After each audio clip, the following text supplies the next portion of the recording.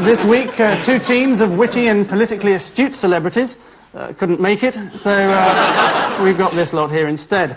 We have two regular team captains on my right, the man responsible for turning Private Eye into a respectable organ of the press, although which organ I'm not at liberty to say, Ian Hislop, and he's joined by comedian Sandy Toksvig.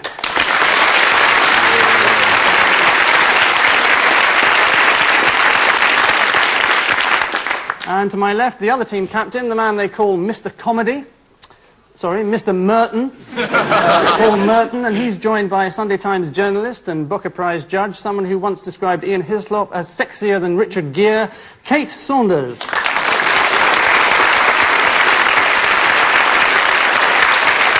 Finally, Ian, here's your vile quartet.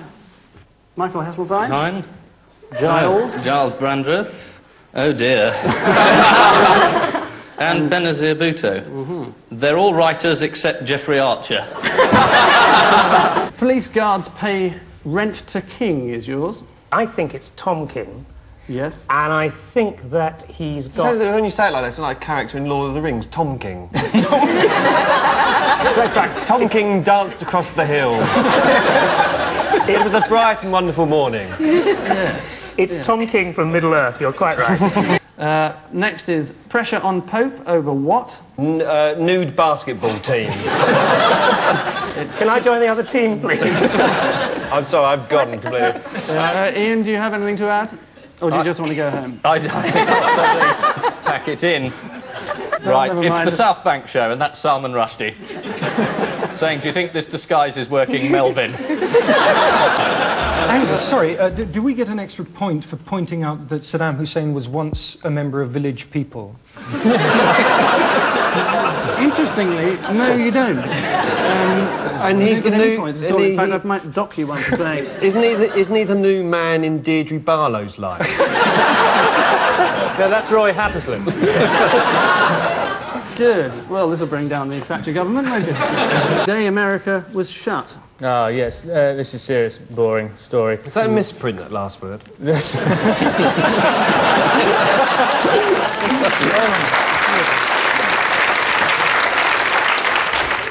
No, it's not the day America was shot. Yes. How they took the news from Mars to Ghent. This is about UFO sightings in Belgium. And how surprised people were that Belgium was chosen because... It's the first interesting thing that's ever happened in Belgium. That's right.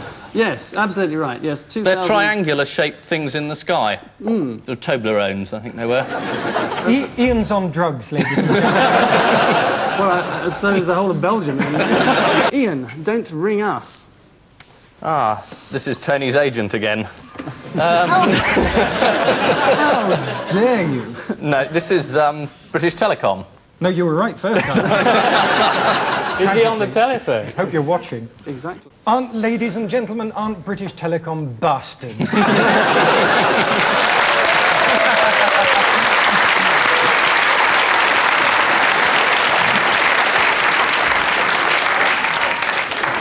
That was Tony's impression of the Tory party conference.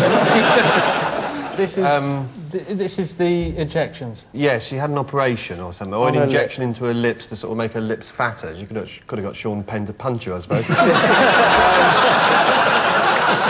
What it's like being on the campaign trail with the Prime Minister in 1983. It's as far removed from traditional campaigning as it's possible to imagine. Well, there's some very obscure journalist there.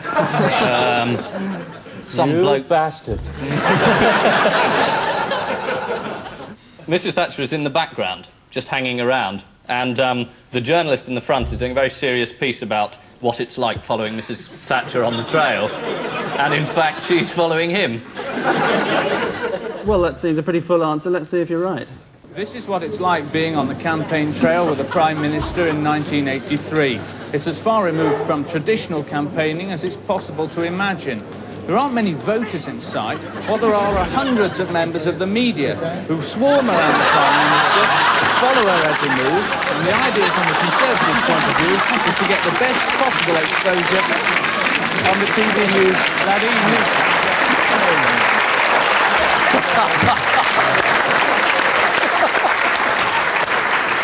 So that's what I get for coming on in place of Roy Hattersley. Well, you should have seen what we were going to show, right. So there we are. You're still watching Have I Got News For You with me, Angus Titherington Shagnasty. So what is that? Oh, here's the final one. Sorry, I didn't actually give it to you.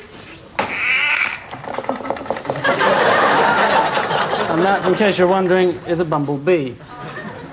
Right. So what is all that? Sorry.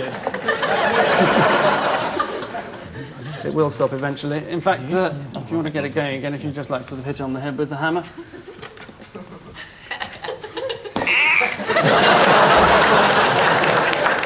Hours of amusement. Cecil's plan to get Britain what? Get Britain a very good transport system. Pregnant.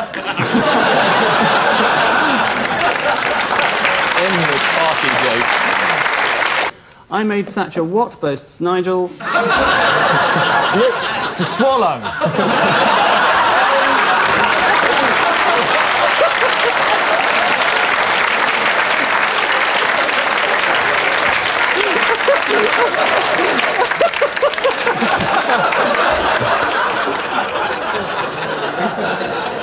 No, it's not a reference to food. On my left are our Take other that team wig off, captains. Angus. I don't know who that bloke is, but he seems to be on top of Princess Anne. Well, the judge, that was the first time I think I've ever approved of anything a judge has done. Gaza came into court claiming that no one could write a book called Gaza because Gaza was a trademark, whereas in fact Gaza's just a stupid name.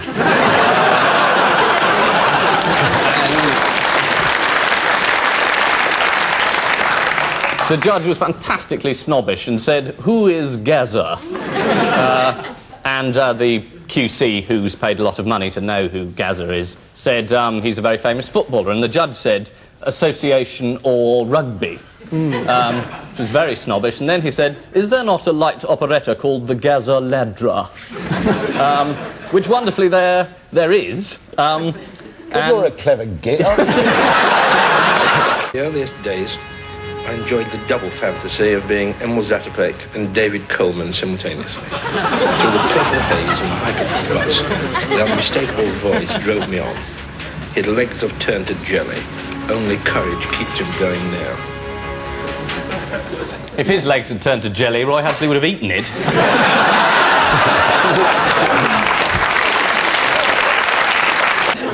Ronald Reagan, Auburn War, the Pope, and Jeffrey Archer. Oh, how very unpleasant. They're all novelists except Jeffrey Archer. No, well, you're right insofar as it's Jeffrey Archer, so you can have a point for that, but it's actually because he's the only one who's never been shot. There's no justice in the world, is there? Which begs the question, why? Paul and Jill, what have you come up with for this? Take that, you old bag.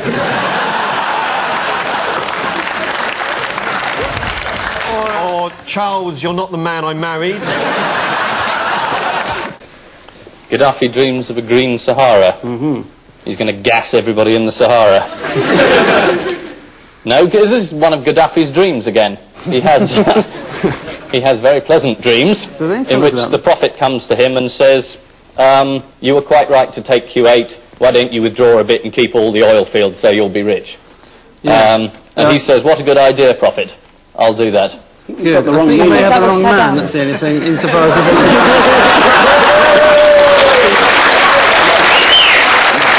A classic. Could I just apologise to Colonel Gaddafi for the appalling suggestion that he would gas anyone, that he dreams of the Prophet, and that he's a barking Arab lunatic, which he isn't. I should have referred to Saddam Hussein. I'm afraid I've got no idea what this is about at all. As is horribly apparent. Well, they're all quite thin except the one on the left who's really fat. That's just sort of verbal abuse, really, isn't it? It is. They all run newspapers except the one on the left, the fat one. Oh, that's the panic and the despair that swept across Britain when it was discovered we didn't have a Deputy Prime Minister anymore. Topical joke?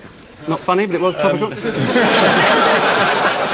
I'll go if that's the way it's going on. Please. I don't have to be insulted. I do that all week. Carry on anyway. Yes, the storms, you were going to say. It was the storm that was predicted that didn't arrive. In fact. It's like the interest rate cut that didn't arrive. Not that I'm going to be partly political tonight. No, I can tell that. If I'm being abused, I might as well get a few ones in. I'd like to rephrase that. It's all right, it's after 10 o'clock. I just want to assure viewers nothing happened in the dressing room. Well, how soon we forget.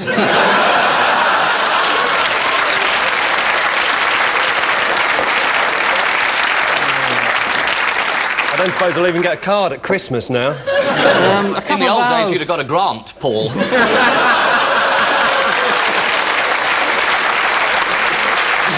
Gazza apparently told reporters afterwards that Mrs Thatcher was very cuddly. Well, I suppose compared with Vinnie Jones, anyone's cuddly. Ian and Rory, who can it be and where? You start off from London as if you're going to the moon. You arrive at Peterborough at absolutely full speed. They then take off 3 carriages from the back, and they put a horse and cart on the front, I think.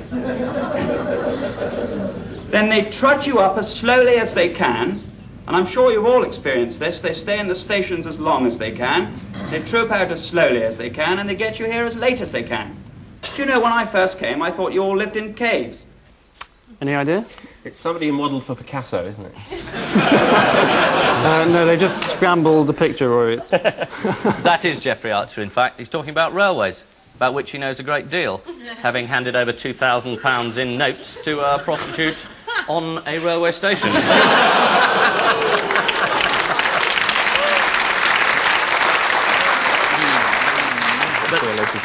Allegedly.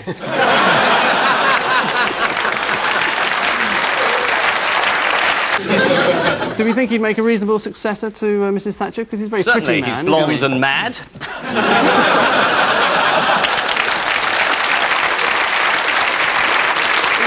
Richard Crossman is the only one of them not to have appeared on Style Trial. I missed that episode of Star Trek when they had the Queen on. I saw the one with Hitler on it. It wasn't very good. He hardly got anything right at all. Banana Bandit who slipped up. What's that all about? This is the man who went into a bank and said, "Give me all your money, I've got a banana here." And they gave him all the money, and then he next door to the greengrocers and held them up with a cash load of money in his hand like that. Yes, the banana. It's a man who... banana. He went in with a banana. Yeah, something like that. This happens every week. There's a story about it. There's a man who went in with a banana. It's just plain as that, really. And then he fired it at Frank Warren, didn't he? No, he didn't. Sorry, no. Well, That was Rodney Marsh. Also, they claim. I'll give you 1 point for that. The Banana Bandit was Carl Lancaster, who, despite the headline, in fact, allegedly held up a Shell petrol station with a cucumber. Apparently, he pointed at the cashier and said, "If you don't give me a lot of money, I will shoot you." Whereupon the cashier gave him £60, obviously scared of cucumbers. Police later recovered his carrier bag containing his entire arsenal, a bunch of bananas, a cucumber and a sawn-off aubergine. They know how it feels to be a woman. It's the chairman of BSB after he got screwed by Murdoch. Yes, that's Ian off on one of his 9 favourite subjects, the other 8 being Robert Maxwell.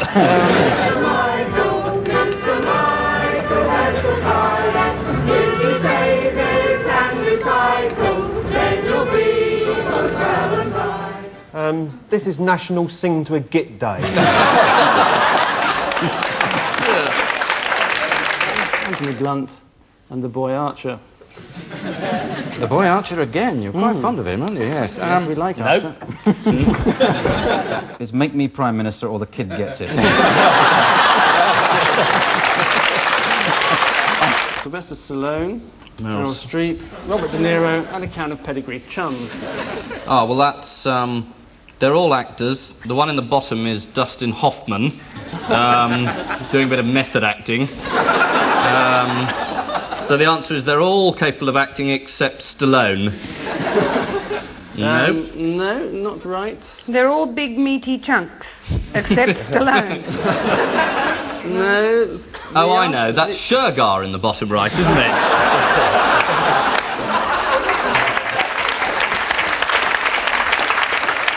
I'm sure you'll be hearing from their solicitors very shortly. I'll tell you the answer. The answer is that 3 of them are famous Hollywood film stars and the other is a tin of dog food.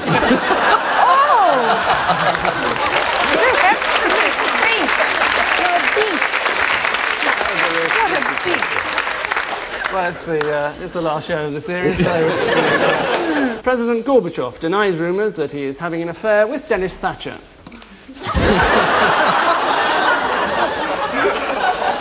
It's the only sex he got that week.